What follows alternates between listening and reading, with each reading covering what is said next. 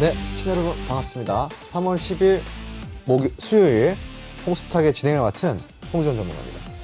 네, 오늘 좀 시장의 반등이 나오는 척 하다가 좀 이렇게 배신을 하는 그런 모습을 좀 보여주면서 많은 좀 안타까움을 좀 만들어냈던 그런 시장이었던 것 같습니다. 그래서 오늘 이런 시장 속에서 어떤 것들을 좀 체크해 봐야 됐고, 그리고 어떤 이슈가 있었고, 어떤 테마가 강세였는지 오늘 또 홍스탁에서 같이 풀어드리도록 할 테니까요. 채널 고정해 주시고, 또 저와 이제 함께 진행을 맡아 이 홍스탁을 이끌어 주시는 또 저의 애제자 위로님이 함께하고 계십니다. 함께 인사해 보도록 하겠습니다. 안녕하세요. 안녕하세요. 네, 반갑습니다. 우리 시청자 여러분께 인사 한번 부탁드리겠습니다. 네, 좋습니다. 시청자 여러분들 안녕하세요. 위로입니다. 제가 이제 위한안이라서 위로라는 필명을 가지고 있는데 바로 위로 너무 잘 이렇게 딱 입에 착착 달라붙지 않나요? 네, 그렇게 바로 위로 가고 있으니까요. 우리 홍스탁과 함께 오늘 1시간도 좀 알차고 많은 정보들과 함께 하도록 하겠습니다. 그렇다면 우리 홍스탁과 함께 할 수 있는 방법 필요하겠죠. 노란톡 입장 영상 방법 함께 보실게요.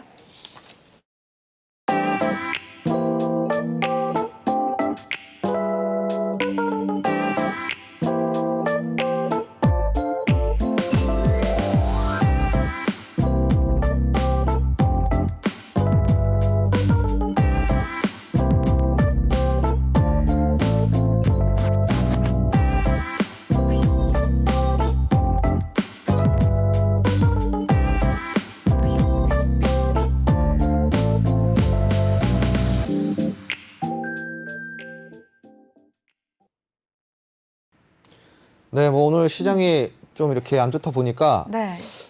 좀 또 분위기가 많이 침체되어 있던 그런 또 시장이었던 것 같습니다. 그렇죠. 오늘 또 이런 시장 속에서 어떤 것들을 또 체크해봤고 어떤 것들을 네. 유심히 봤는지 네. 어떤 것들을 또 궁금해가지고 체크를 해보셨는지 네. 한번 이야기를 해보시겠어요? 네, 알겠습니다. 자, 미국의 이 간밤에 증시가 조금 상승을 한 탓에 3천을 조금 넘으면서 딱 아까 쌤께서 시작할 때 말씀해 주셨죠.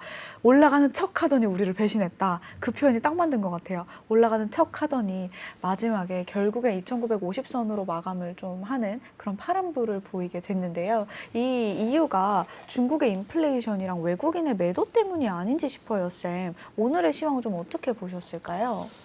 네, 뭐 이런저런 이유가 있는데 네. 뭐 기본적으로는 그냥 뭐 전반적인 경기 악화가 이제 눈앞에 당장 다가오기 시작하니까 네. 당장 이제 이런 부분들이 좀 주식에 민감하게 좀 반응을 하고 있다라고 좀 생각하시면 편할 것 같습니다. 기본적으로 오늘 뭐 시장 자체가 네.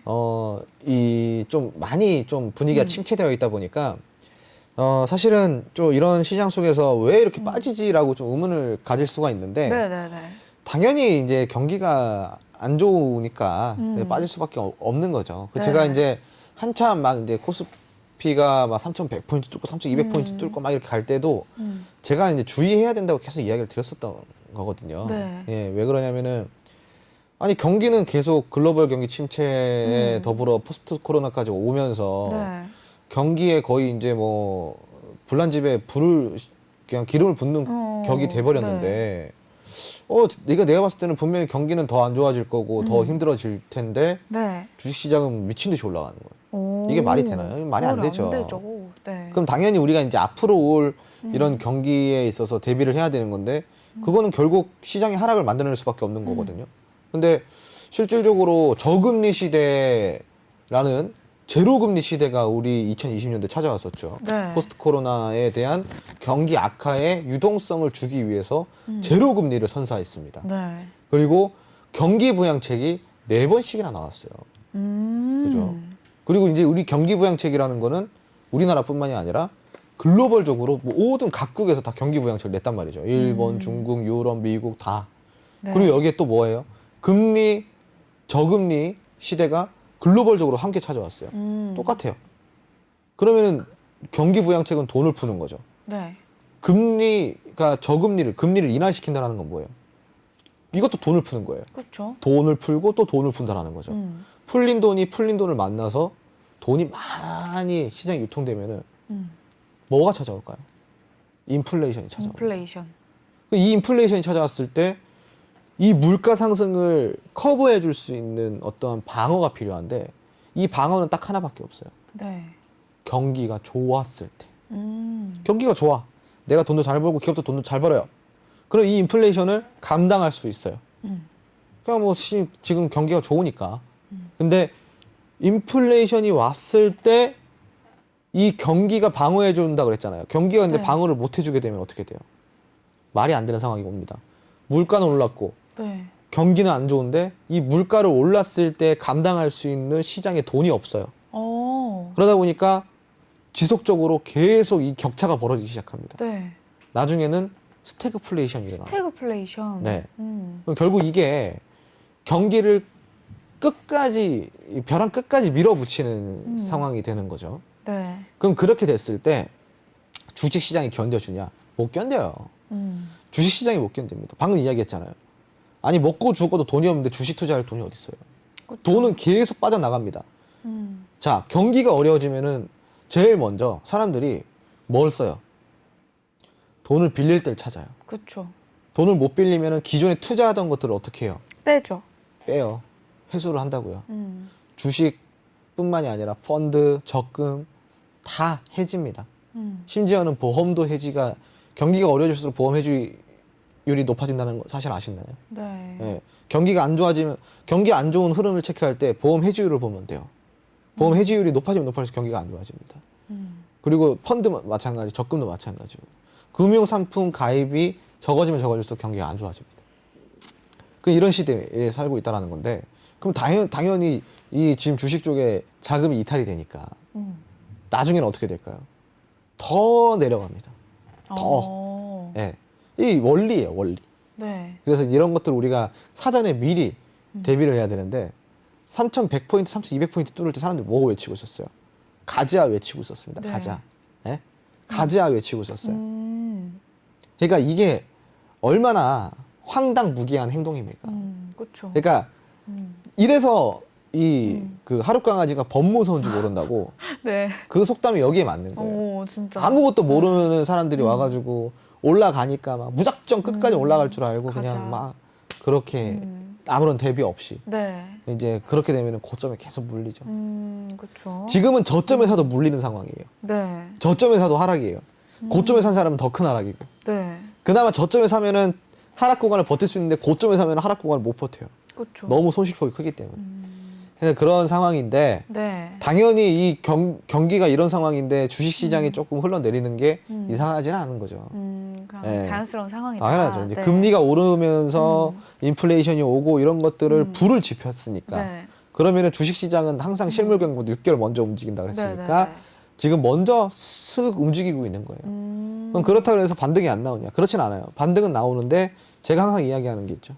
이 반등이 추가적 반등으로 기대할 반등이 아니라 마지막 반등을 생각하고 대응해야 될 네. 거다. 예.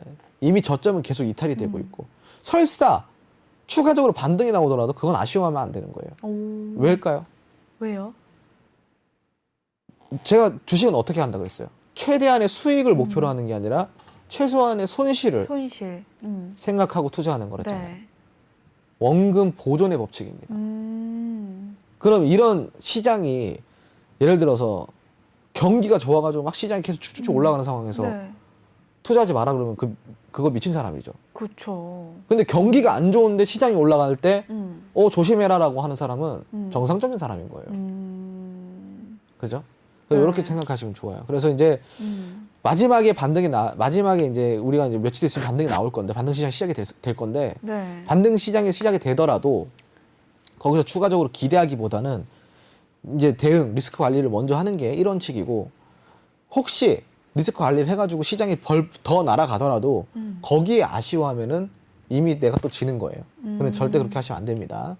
네, 아무튼 이런 좀 시장 속에서 우리가 대응 전략 잘 해야 된다라고 좀 이제 이야기를 드리면서 좀 이렇게 마무리를 하겠습니다. 네, 감사합니다. 이 시황에 대해서 아무래도 5일째 지금 계속해서 코스피 자체가 하락을 하고 있다 보니까 우리 앞에 파란불이 있으면은 우리 개인 투자자분들은 당연히 심장이 콩강콩강 하기도 하고 괜히 불안하기도 하고 뭐 유튜브도 찾아보고 하면서 심리를 좀 잡으실 텐데 이 홍스탁 방송과 함께 하시면요. 심리도 잡으실 수 있고요. 좀 편안한 마음으로 투자를 함께 하실 수 있는 그런 우리 동행자들도 계시잖아요. 어디에 계시나요? 우리 노란톡에 지금 함께 하시는 분들이 많기 때문에 이곳에서 많은 분들께서 함께 심리도 다지시고 또 바로 집 요약부터 여러 가지 좋은 정보들이 많이 제공이 되고 있습니다. 그러니 이렇게 많이 들어와 달라고 얘기를 말씀드려야 또 들어오시더라고요. 우리 시청자 여러분들께서 유튜브라든지 뭐 노란톡, 너튜브 또 이 노란톡 활용하셔가지고 지금 하단 자막에 나가고 있습니다.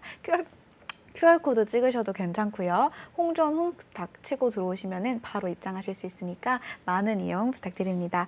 자, 그러면 다음은 우리 시황을 좀 마무리를 이렇게 해보고요. 이슈 시간으로 가볼 텐데요. 오늘 이슈랑 이 증문즉답 시간에 시청자 여러분들께서 어제 이 펜트 피 하우스 타사 드라마에서 너무 이렇게 예고편보다 더 재밌게 끊으셨다라는 얘기들도 되게 많았어요. 그 부분들도 우리가 알차게 준비를 해봤으니까 함께 시작을 해볼게요. 그러면 우리 즐거운 이슈 한번 시간 가볼까요? 이슈 핫이슈. 네. 네, 이 노래가 이 효과음이 나야 우리 들어갈 수 있죠. 네, 오늘 핫이슈 하면은 너무나 당연한 오늘 뭐 여러 방송사에서 많이 다뤘을 것 같아요. 하지만 홍주원이 하면 이렇게, 홍주원의 의견은 이렇다, 홍주원이 하면 다르다. 네, 바로의 의견이 궁금하다 하실 우리 시청자 여러분들을 위해서 SK 바이오 사이언스를 한번 가지고 나와봤는데요. 거의 뭐 귀에 딱지가 않잖아 오늘 들으시지 않았을까 싶어요. 뉴스에서도. 하지만 이 공모주의 역사를 새로 썼다라는 얘기가 나오면서 거의 대여를 준비하고 있다라는 이야기들이 나오잖아요, 쌤. 네, 이미 지금 자세부터가 지금 별로 달갑지 않은 듯한 SK 바이오 사이언스 어떻게 좀 이슈로 다뤄볼까요? 어제도 뭐 이제 이야기를 뭐 했었지만 사실은 이제 SK 바이오 사이언스는 SK 바이오팜보다는 지금 좀 더 좋은 상황에서 지금 이제 공모주 청약이 지금 되고 있는 상황이고 첫 번째로는 SK 바이오 사이언스 같은 경우는 이제 백신 개발을 주로 주력 사업을 하는 회사고 SK 바이오팜 같은 경우는 그 신약 개발을 하는 회사예요. 근데 이제 SK 바이오팜은 적자의 자본 잠식이 된 회사고 SK 바이오 사이언스는 흑자를 기록하면서 자본 잠식이 되지 않고 여유로운 자본을 갖고 있는 회사입니다. 그리고 이제 공모가는 이제 SK 바이오 사이언스가 SK 바이오팜보다 높지만 기업 가치로 환산했을 때는 동일 가치에서는 바이오 사이언스가 당연히 그렇게 더 우위를 선점해야 되는 게 맞다라는 좀 의견을 드릴 수가 있겠고, 지금 이제 SK 바이오 사이언스가 역대 최대 증거금을 기록을 하면서 엄청난 또 흥행몰이를 하고 있습니다. 아마 60조 정도가 될 거라고 예상들을 많이 하고 계시는데, 저는 이제 이 부분도 우리 한국 사람들의 단점이다라고 좀 이야기를 드리고 싶어요. 자, 2020년도에는 폭등장이었어요. 폭락과 폭등이 공존하는 시점. 함께 있는. 폭락과 폭등이 공존하는 시점. 근데 이 폭등장 시장 속에서 어떤 종목들이 핫 이슈였냐면은 많지만 그 중에 하나가 신규 상장주들이에요. 신규 상장주. 폭등장에 신규 상장주가 같이 만나버리니 투기의 심리가 많이 가미가 되면서 신규 상장들이 재미를 많이 봤어요. 근데 그거는 제가 방금 뭐라 그랬죠? 신규 상장주가 뭘 만났다 그랬어요? 폭등장을 만났다 그랬잖아요.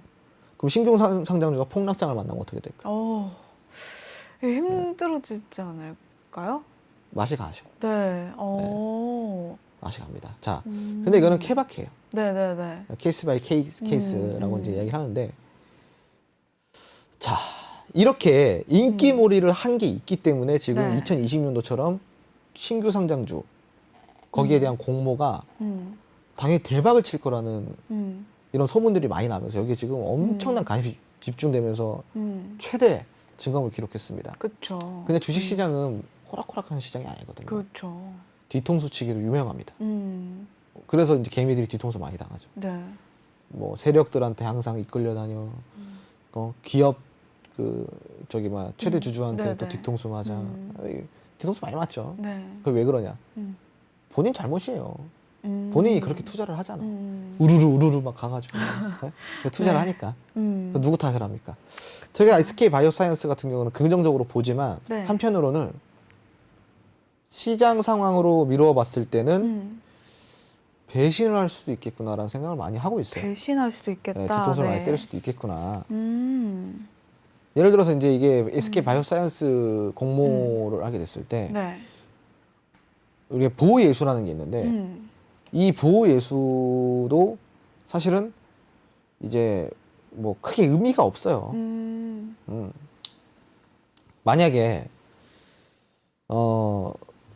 종목이 상승을 하는 상황에서 보호예수가 걸렸으면 상승을 네. 이어갈 수는 있겠죠. 네, 네. 그죠? 근데 종목이 하락하는 상황에서는 보호예수가 무슨 의미가 있어요? 빨리 못 파는데. 그렇죠. 그죠? 그래서 이제 이런 부분들을 체크를 해야 되고 네. 시장이 지금 너무 좀 안 좋고 분위기도 안 좋고 네. 그리고 이제 뭐 여러모로 지금 이제 그 개미들의 돈도 지금 말랐거든요. 네, 네, 네. 지금 예전처럼 이제 뭐 B2까지 동원이 돼가지고 엄청난 매수세를 이어가던 그 시장이 아니란 말이죠. 이제 개인들 돈이 말랐다고. 네. 근데 이 시장 속에서 외인과 기관이 SK 바이오사이언스에 같이 관심을 가져주지 않으면은 네. 따상이나 그 이상의 그걸 기대해 볼 수 있을까? 저는 좀 이런 생각도 해보는 거죠. 네, 네. 그래서 이제 아무튼 이제 좀 제가 봤을 때는 조금 당연히 공모가 당첨이 된 사람들한테는 네, 네. 좋은 거죠. 그렇죠. 네, 당연히 좋은 거죠. 네. 근데 공모가 내가 걸렸다고 해도 네. 무조건 좋지는 않아요. 오, 왜요? 실질적으로 상장하자마자 바로 하락으로 끝까지 끌고 가는 경우도 많다 그랬잖아요. 아, 네네네. 네. 그러니까 바이오 사이언스 같은 경우는 공모가 되면은 그래도 그 정도까지는 아닐 건데 그래도 이 주식 시장이 분명히 크게 한번 배신을 뒤통수를 한번 때릴 건데 네네. 이 바이오 사이언스를 믿어도 될까? 라는 생각을 하는 거죠. 재료는 괜찮은데. 네. 그리고 바이오 사이언스가 딱 상장이 되게 되면은 그 시기가 언제랑 물려요. 공매도 시기랑 물린단 말이지. 공매도 시기랑, 네. 이런 여러 제약들이 있는 상황이다. 시장도 네. 좀 이제 긴가민가하고 조금 분위기도 지금 공포 분위기가 확산되는 시기이고 인플레이션도 없고 경기도 안 좋고 네. 심지어는 공매도도 제한이 풀린다라고 네. 한다면은 바이오 사이언스가 정말 우리의 기대처럼 큰 상승으로 이끌어 낼 수 있을까? 요게 조금 제가 이제 마음에 걸리네요. 네. 예. 아, 이 공모주 관련해서는 뭐 워낙에 핫했으니까 좀 이 의견도 많이 궁금하셨을 것 같고요. 많이 정보를 찾아보셨을 것 같아요. 이 정보 중에서도 이 양질의 정보를 또 취득을 하려면은 홈스탁 들어오셔야 양질의 정보를 취득하실 수 있겠죠. 이 양질의 정보를 딱 들으시고 뭐 투자의 판단은 여러분들의 몫이니 명확한 투자의 원칙에 의해서 현명한 투자하셨으면 좋겠습니다. 그러면요, 쌤, 이 공모주 열풍이잖아요. 네. 작년에도 계속 열풍이었고 이 공모주다 하는데 네. 공모주를 청약을 할 때 뭐 이것만은 꼭 알았으면 좋겠다. 이것만은 꼭 명심하고 뭐 투자해라. 뭐 이것만은 꼭 알고 가자. 이 정도의 한 가지 조언 같은 거 있을까요? 글쎄요, 뭐 공모주 같은 경우는 딱히 뭐 조언할 게 없네요. 아, 없어요? 예, 그냥 공모주는 이미부터 내가 네. 공모를 참여를 한다라는 거는 그 회사에 대한 기본적인 거는 알고 네. 참여를 하시는 거 아닐까? 오, 그렇겠죠? 그렇지 않을까요? 그렇겠죠. 내가 아무것도 모르는 회사에 공모를 할 수는 없잖아요. 아, 근데 뭐 분위기에 휩쓸려서 하고 막 이런 분들도 많잖아요. 그럼 한번 수업료 내야지 뭐. 수업. 예. 그냥 뭐 네. 그냥 이렇게 한번 맞아야지. 네, 뭐 한번 어떡해. 이렇게. 예. 네. 원래 맞으면서 커야 돼요. 네, 그 알겠습니다. 누구 탓을 합니까? 네, 알겠습니다. 예. 네. 그냥 뭐 저희 뭐야 네. 공모주도 공모주 나름인데 네. 모든 공모주가 다 어. 좋진 않아요. 오. 예. 계속 뭐 빅히트라든지 뭐 이렇게 많았잖아요. 네네. 뭐 그러니까 사람들이 왜 올라간 거를 비교를 해요? 그죠? 네. 그게 사람 심리예요. 아. 잘 된 케이스만 보고 네. 이거 이랬잖아. 이거 저랬잖아. 사람은 기본적으로 어떤 심리가 있다? 보고 싶은 것만 보려고 하는 심리가 있습니다. 네. 네. 그래서 리스크 관리를 못하는 이유가 바로 그거예요. 제가 항상 그러죠. 네. 최대한의 수익보단 최소한의 손실을 생각해야 된다. 네. 리스크를 먼저 생각해야 되는데 사람들은 항상 초점이 어디에 가 있어요? 이 최대한의 수익에 수익으로? 대해서만 가 있잖아요. 네. 네. 그러니까 결국은 우리가 음. 방금 빅히트도 있고요, 막 이렇게 네, 네. 말했는데 네. 잘 된 케이스를 갖고 왔잖아 또. 왜 안 된 케이스가 많은데 안 갖고 오냐 이거죠. 네. 사람들 그거 볼 생각 안 하잖아요. 아, 네. 안 된 케이스를 왜 찾아볼 생각 안 하냐 이거예요. 네. 이 SK 바이오사이언스 같은 경우에는 SK라는 그 브랜드 네이밍 때문에 좀 더 사람들이 그래서 제가 몰릴 후하게 것 쳐줬잖아요, 같아요. 점수를. 아, 그래서 네. 그래서 후하게 쳐줬잖아요. SK라서 좀 이렇게 후하게 네. 쳐주신 네, 면이 네, 네. 있군요. 네, 좋습니다. 이 공모주 관련해서는 이 오늘의 이야기를 또 들으시면서 너무 내가 간과하셨던 분들도 분명히 있으실 거예요. 이 부분까지 좀 디테일하게 잡아볼 수 있는 시간이었고요. 이 공모주에 관련된 이슈에서는 또 증문즉답에서 이어서 또 질문을 받도록 하고 어제 펜트하우스처럼 이렇게 딱 엔딩이 나버린 그 소재 있죠? 바로 그래핀입니다. 네, 쌤 어제 그래핀 얘기해 주셨잖아요. 그래핀에 네, 어제 그래핀 엄청나게 궁금하게 끊으셨잖아요. 제가 어떻게 끊었죠? 그렇게 딱 이 호기심만 딱 얘기해 주시고 막 네. 엄청나게 막 부드러운 소재다, 막 완전 얇다, 엄청 좋게 얘기해 주셨잖아요. 친환경 소재는 뭐 신소재다, 네. 이렇게 얘기해 주시면서 네. 그냥 이렇게 엔딩이 돼버렸어요. 이 그래핀 소재에 대해서도 좀 긍정적으로 아니지. 앞으로 네, 아니에요? 그렇게 엔딩이 된 게 아니라 네. 저가 기억이 나네 지금. 네, 기억이 나세요, 네. 이제? 네. 그렇게 네. 된 게 아니라 네. 그래핀보다 더 좋은 소재가 있다로 맞아요. 됐는데 이거 봐봐. 맞아요. 네. 얘 봐봐. 네. 네. 이거 봐봐요. 네. 자, 네. 그래서 그렇게 제가 마무리한 걸로 기억하거든요. 네. 근데 어제 이제 우리가 소재에 대해서 이야기를 했잖아요. 맞아요. 전지도 1차 전지가 있고 2차 전지 있다 그랬죠. 소재도 뭐가 있다 그랬어요. 소재도 1차 전지, 2차 전지. 네. 자, 1차 네. 1차 신소재. 네, 1차 소재와 2차 네. 소재가 있다 그랬습니다. 1차 소재, 2차 소재. 그리고 이제 크게는 지금까지는 2차 소재가 나왔는데 네. 원래 이제 0차 소재라고 해가지고 그냥 원래 네. 이제 0차원적인 소재 같은 경우는 점이에요, 점. 점 이렇게 돼 있는 점들이 우리가 이제 0차원적인 0차 소재라고 합니다. 네네네. 그리고 이제 1차 소재는 선이라 그랬어요. 선이 많아지고 겹쳐지면 겹쳐질수록 얇게 많이 겹쳐지면 겹쳐질수록 좋다 그랬죠. 네. 그죠? 그래서 이제 우리가 뭐 어떤 빵을 먹을 때도 겹겹이 많이 맞아요. 이렇게 돼 있는 크루아상. 것들을 먹을 때 부드럽고 더 네. 맛있다고 한 맞아요. 이유가 그런 원리다라고 이야기를 했잖아요. 반도체에도 이런 1차 소재가 선으로 이렇게 여러 가지 선으로 이렇게 들어가 있어요. 네. 그래서 이제 우리가 1차 소재 같은 경우는 이제 반도체에서 많이 활용이 되는 소재이기도 합니다. 네. 그런데 이제 문제는 뭐냐면은 이제 새로운 2차 소재가 나타나기 시작했어요. 네. 2차 소재는 제가 어제 설명하기로는 입자라고 했죠. 그러니까 한마디로 그 3차원적인 거죠.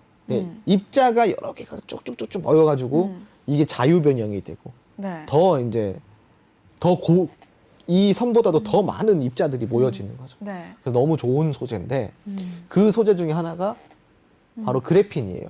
그래핀이 이렇게 접었다 폈다 우리 폴더풀폰 쓰고 있죠? 네. 이렇게 접었다 폈다 이렇게 이게 이제 2차 소재예요. 그래핀 같은 경우는 정말 얇은 패널이라고 해야 되나? 아무튼 이제 얇은 소재예요. 거기에 이제 우리가 그 전도율이라고 하죠. 네. 이렇게 보내가지고 이렇게 그거를 소재로서 전자 소재로서 쓸 수가 있는 거예요. 네.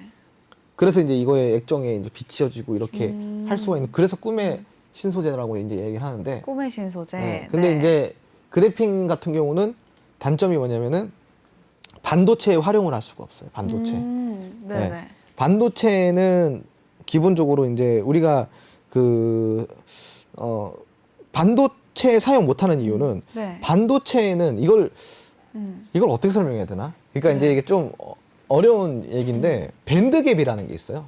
밴드갭. 네. 그러니까 이제 이 밴드갭이 바로 반도체 같은 경우는 일단 기본적으로 뭐가 필요하냐면은 네. 반도체 역할은 스위칭이에요. 스위칭. 스위칭. 예. 네. 스위치가 뭐죠? 스위칭이 증폭을 시켜주는. 그러니까 반도체 역할은 뭐다? 증폭을 시켜주는 역할입니다. 증폭을 시켜주는 역할. 근데 네. 이 증폭을 할 때는 한마디로 이제 뭐가 있어야 돼요? 스위칭이라고 방금 이야기했죠. 스위칭. 네. 스위칭은 기본적으로 뭐가 있어야 돼요? 자, 단순하잖아요. 스위치가 뭐예요? 키고 끌 수가 있어야 되지. 네. 그래서 키고 끌 수가 있어야지만 반도체가 될 수 있다는 거예요. 키고 끌 수가 있어야지만. 네네. 이해되셨죠? 네. 온오프. 그렇죠. 온 오프 기능이 온 오프가 돼야지만 이게 스위칭 증폭을 할 수 껐다 켰다가 할 네네. 수가 있어야지만 이게 반도체 역할을 할 수가 있는 건데. 네네네. 근데 이 스위칭을 하려 그러면은 그러니까 전기를 넘어가는 이 밴드갭이라는 게 있어요. 네. 밴드갭. 그러니까 이제 이 전자가 이 밴드갭을 넘어가게 되면은 자유전자가 생겨요. 듣고 있어요? 네, 자유전자. 자, 뭘 넘어가야 된다고? 자유전자. 자, 네. 밴드갭. 예. 네. 전자가 밴드갭을 넘어가면은 어려워요, 반도체가. 예, 네. 전자가 밴드갭을 네. 넘어가면은 네. 자유전자가 생깁니다. 네, 자유전자. 자유전자가 생기면 네. 뭐가 어떻게 된다? 전기가 흘러요. 전기가 흐른다. 네. 근데 네. 전자가 네. 밴드갭을 넘어가지 못하면은 네. 자유전자가 생기지가 않아요. 아, 그러니까 밴드갭이 중요하네요. 밴드갭이 정말 중요한 거예요. 밴드갭이. 네. 네. 밴드갭을 넘어가야지만 네. 자유전자가 흘러서 생기네. 전기가 흘러. 네. 근데 전자가 밴드갭을 넘어가지 못하면은 네. 자유전자가 생기지 않아서 흐르지 않는, 흐르지가 않아요. 네. 그럼 이 밴드갭이라는 역할이 되게 중요하죠.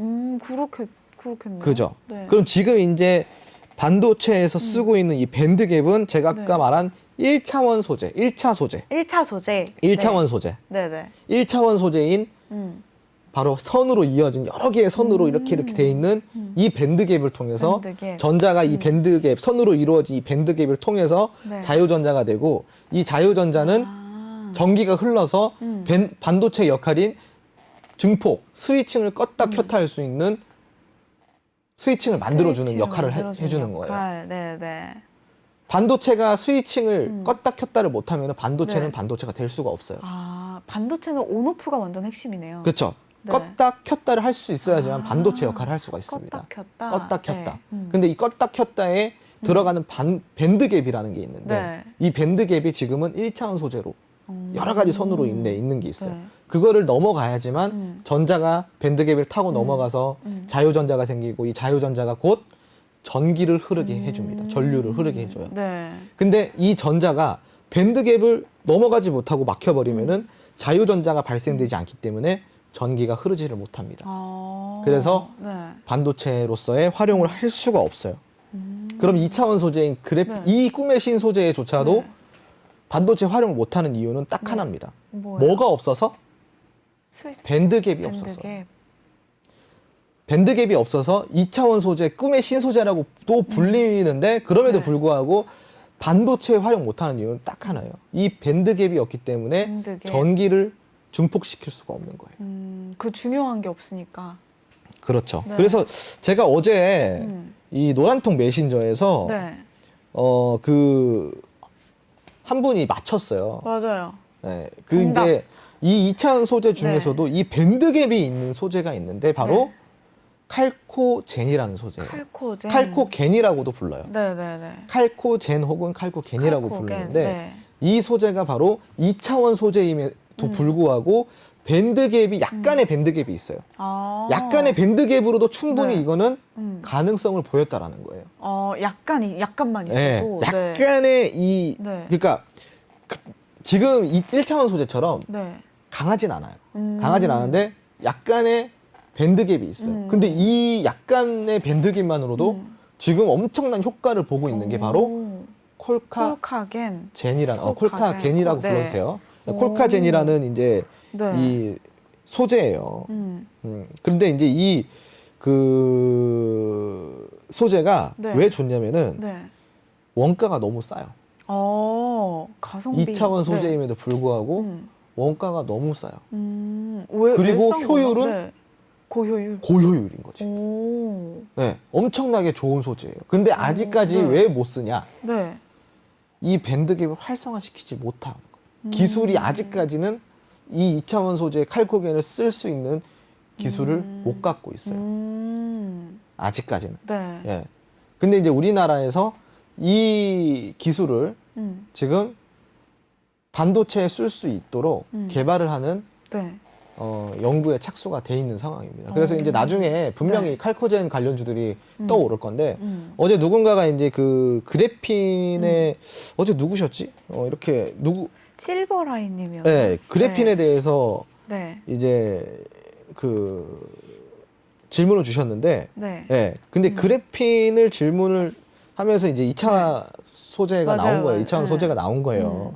그래가지고 이제 이런 2차원 소재의 얘기가 나오면서 그래핀도 좋지만 칼코젠이라는 칼코젠을? 이 2차원 소재에도 관심을 좀 가져봐라 오. 라는 내용으로 네. 이제 오늘 좀 이렇게 좀 답변을 드렸습니다. 네, 네. 좋습니다. 네. 그러면은 실버라인님 아닌가요? 네, 누가 이렇게 정답을 또 칼코겐 맞춰주시기도 했고요. 이 칼코겐에서도 보니까 자율주행이랑 또 연관이 있더라고요. 이 네. 소재가. 방금 네. 이야기했죠. 네. 자율주행에 뭐가 들어가요? 음. 차량용 반도체가 들어갑니다. 차량용 반도체랑 또. 근데 차량용 반도체가 네. 들어가는데 네. 반도체에 뭐가 필요하다고 그랬어요? 밴드갭이 밴드갭. 필요하다고 그랬잖아요. 그래서 칼코겐이 아직까지 차량용에 들어가기에는 좀 부족한. 부족한 면이 많다. 부족한 면. 예, 근데 하지만 네. 충분히 공부를 해보고 네. 우리가 음. 집중을 해볼 필요는 있어요. 왜냐면은 음. 우리가 이제 디스플레이 기술이라고 이야기를 하죠. 네. 디스플레이. 네네. 지금 우리가 실질적으로 우리가 보고 있는 패널 이런 거 다 디스플레이잖아요. 눈으로 이렇게 그렇죠. 보는 다 디스플레이잖아요. 네. 네. 근데 이제 이 디스플레이의 그 주요 그 핵심, 디스플레이의 끝판왕이라고 불리는 네. 디스플레이의 가장 좋은 가성비, 그리고 음. 디스플레이의 가장 좋은 효율을 끌어내는 게 바로 디스플레이 하면은 딱 생각나는 게 홀로그램이에요. 홀로그램. 오랜만에 듣는 것 같은데. 홀로그램. 이게 네. 많이 들었죠. 옛날 어릴 때. 네. 근데 디스플레이 기술의 핵심이 홀로그램이에요. 네. 네. 이 홀로그램이 디스플레이 기술의 핵심이에요. 그리고 홀로그램이라는 거는 정말로 그 가성비가 네. 좋고 네. 그리고 기술의 끝판왕이라고 봐도 돼요. 홀로그램. 기술 네. 홀로그램 기술은 정말 좋은 기술. 오. 네. 근데 지금까지 우리가 쓰고 있는 다 이거 이렇게 보면은 네. 결국은 다 홀로그램인데 네. 그럼 우리가 지금 칼코겐 얘기가 나왔으니까 아직까지 아까 부족하겠네요? 이런 질문을 하셨잖아요. 네, 맞아요. 그럼 이 홀로그램이라는 기술이 언제 그 논문이 발표됐을까요? 언제 발표됐어요? 1947년도에 발표가 됐어요. 오, 완전 오래됐네요. 1947년도에 논문이 발표돼서 네. 이게 상용화되는 데까지 엄청 오랜 시간이 걸렸죠. 그러게요. 그죠? 아. 그러니까 이제 음. 가능성을 봤냐가 중요한 거라요. 네네네. 가능성을 봤냐. 근데 이 당시에 홀로그램 논문이 집중을 받았을까요?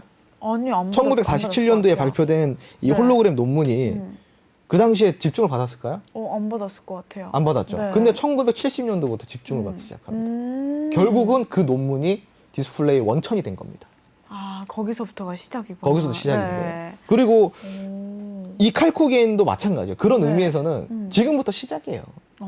칼코겐 그때 진짜. 네. 그때보다는 지금이 기술이 큰 발전을 일어났잖아요. 네네네. 그럼 그때보다는 더 빨라질 수도 있죠. 그렇죠. 그러니까 모든 거는 가설에서 시작이 되는 거죠. 그 가설이 이렇다면, 현실이 되고 그 현실을 만드는 건 또 과학자들이 만들어내는 거고. 네. 네, 아무튼 그런 것들이 모여서 결국은 이런 기술이 되는 겁니다. 기술의 집약체라고 좀 보면 돼요. 네. 하지만 지금 칼코겐이라는 이 그 밴드갭을 네. 그 소량이나마 밴드갭을 발견을 했다라는 거는 네. 대단히 음. 큰 발전이죠. 이게 논문을 쓰시는 분들은 알 거예요. 네. 그거 자체로도 큰 발전이다. 음. 그리고 아인슈타인의 일반 상대성 이론이라는 네. 거 아시죠? 네. 이 아인슈타인이 1915년도에 이 이론을 논문을 네. 발표를 했는데 인정을 받지 못했어요. 왜요? 터무니도 얼토당토 않는 얘기다. 아. 2019년도에 들어서야 이거를 이 인정받고. 상대성 이론이 네. 증명이 됩니다. 오. 그러니까 처음에는 다 그렇게 시작을 하는 거예요. 오. 칼코겐도 네. 칼코겐은 그 정도는 아니지만 네. 지금 그 정도만 해도 훌륭하다라는 거죠. 음. 가능성은 엄청나게 많다라는 거죠. 네, 그렇게 좀 생각하시면 좋을 것 같습니다. 네. 네.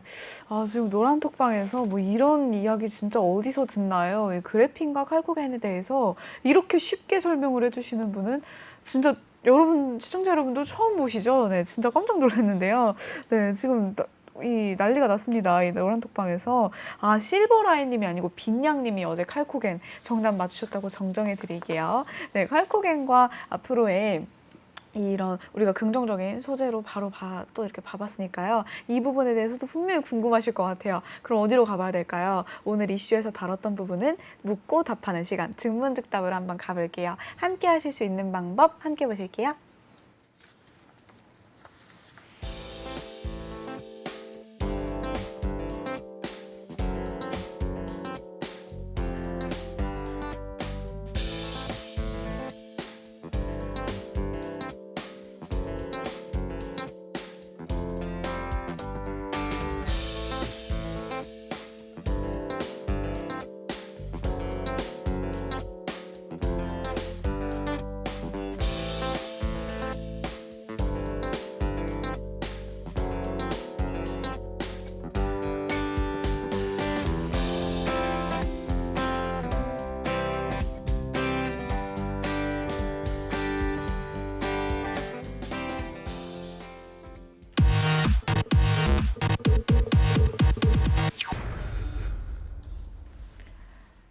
네, 바로바로 즉문즉답 시작했습니다. 이렇게 CG에 이렇게 딱 하고 계시는데 진짜 늘 이렇게 딱 알려주세요. 똑똑 박사, 척척 박사 우리 바로 선생님이랑 즉문즉답 가볼게요.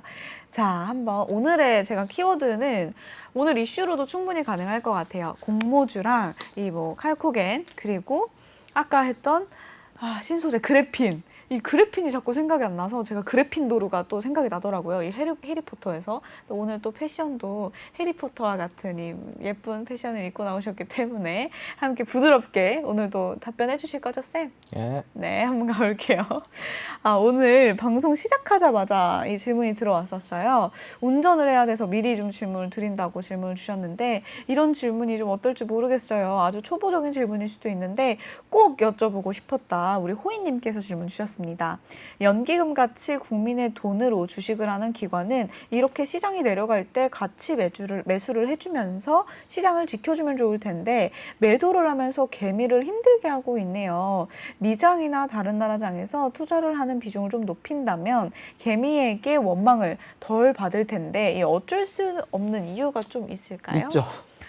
네. 예, 바로 이게 있나요? 있어요. 네. 이게 이제 연기금의 비애라고 할 수가 있는데 연기금의 비애. 예, 이게 참 안타까운 거는 연기금 탓만 할 수는 없어요. 국내 시장, 국내 주식 시장에 또 탓을 해야 됩니다. 네. 네, 이게 그 문제가 네. 있겠죠. 그게 네, 네. 뭐냐면은 기본적으로 이제 개방 경제 국가라고 해가지고 경제를 개방시켜서 대규모 개방 경제 정책을 펼치는 나라들이 네. 이제 뭐 큰 예로 들자면은 뭐 독일이라든가 뭐 미국이라든가 네. 뭐 캐나다 이런 나라들이 있어요. 개방 경제 국가라고 이야기를 합니다. 개방 경제 국가에서는 실질적으로 가치 투자라는 게 인정이 돼요. 네. 네, 왜냐? 기업들이 날개를 달 수 있게 나라에서 풀어주잖아요. 뭐 허가받는 것도 절차도 까다롭지 않고 네. 탁탁탁 기업들이. 근데 소규모 개방 경제 국가인 나라에서는 네. 그게 불가능합니다. 경제 개방을 제한적으로 개방을 한다. 네. 그게 이제 국내 대한민국입니다. 그런 국가에서는 기업의 제한을 많이 걸어요. 네. 기업을 옥죄입니다. 그러면은 이런 소규모 개방 경제 국가에서 기업이 성장하는데 힘이 들까요? 힘이 들지 않을까요?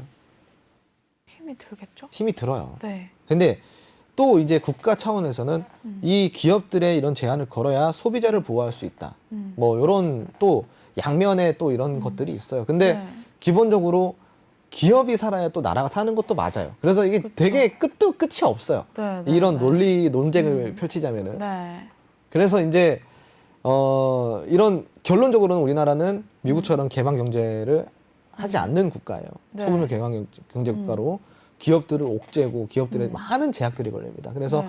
기업이 성장하고 뻗어 나가는데 대단히 힘든 나라예요. 실질적으로 네. 지금은 그래도 시대가 많이 변했지만 옛날에는 우리 대통령 한마디에 기업이 운명이 바뀌고 그랬었어요. 그렇죠. 뭐 그냥 뭐 기업 문 닫는 거 부지기수였고 잘 나가던 대기업이 그냥 하루아침에 도산되고 뭐 네. 이게 뭐 진짜 불과 뭐 네. 얼마 전 이야기예요. 그러다 보니까 기업이 사실 나라 눈치를 많이 봐요. 네. 그러다 보니까 막 성장하는데 제한이 걸립니다. 그러면은 네. 연기금 입장에서는 국민의 돈으로 왜 이런 투자를 할까요? 결국은 연기금이 감당할 수 없을 정도의 연금이 이만큼 남아있기 때문인 거예요. 네. 그럼 이거를 어떻게 우리가 이제 한마디로 이제 그 똔똔이를 시킬라, 네. 세임을 시킬라 그러면은, 세임 갖게. 네. 네. 세임을 시킬라 네. 그러면은 네.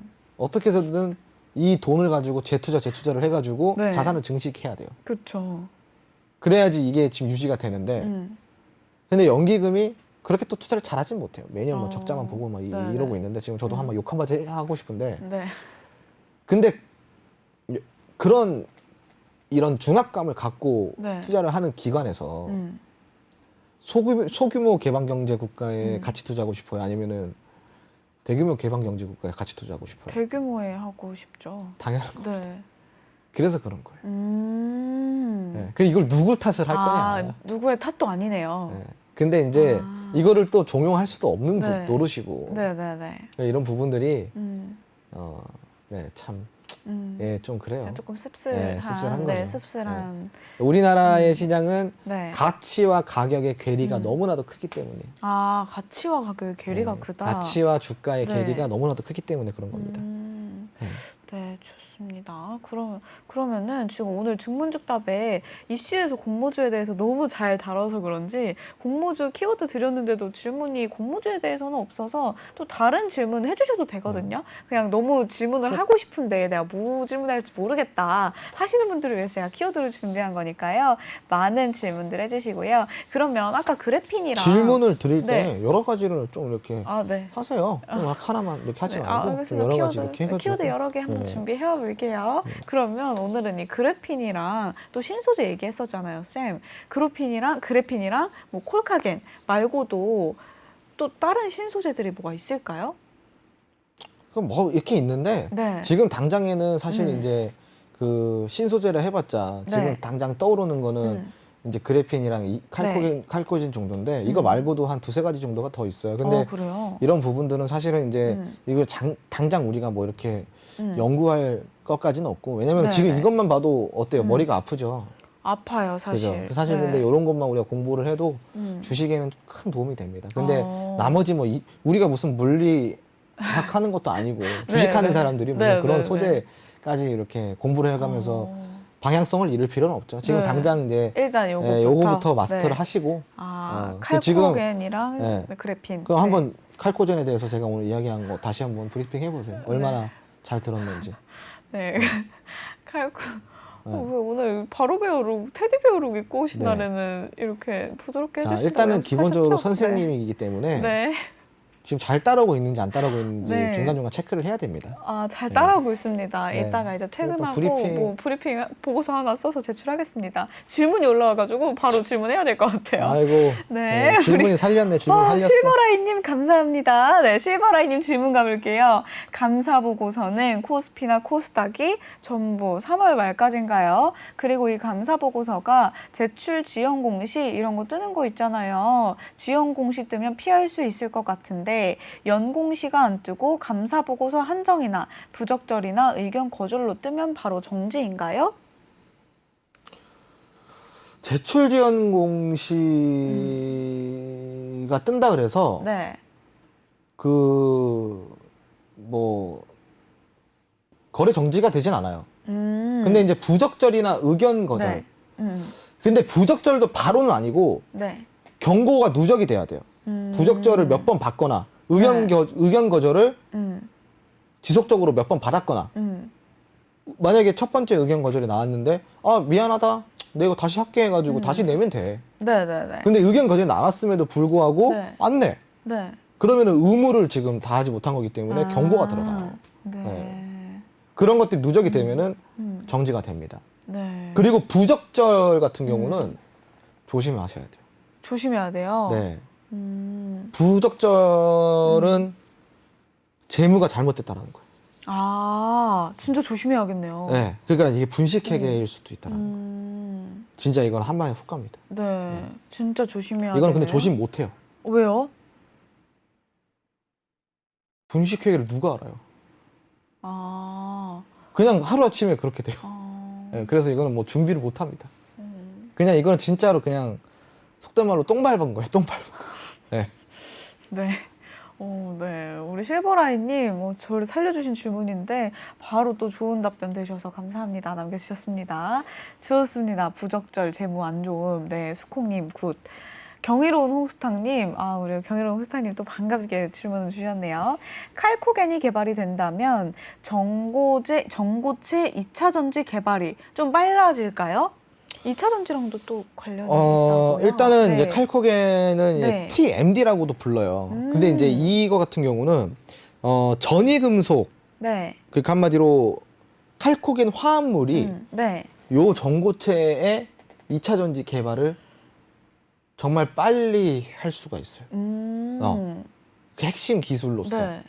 할 수가 있습니다. 오. 근데 이제 그러려면은 네. 칼코겐이 넘어야 될 게 너무 많아요, 아직까지. 그렇죠. 아직은 좀 부족하다라고 부족해요. 얘기를 네. 하셨잖아요. 왜냐면 아까 제가 얘기했죠. 네.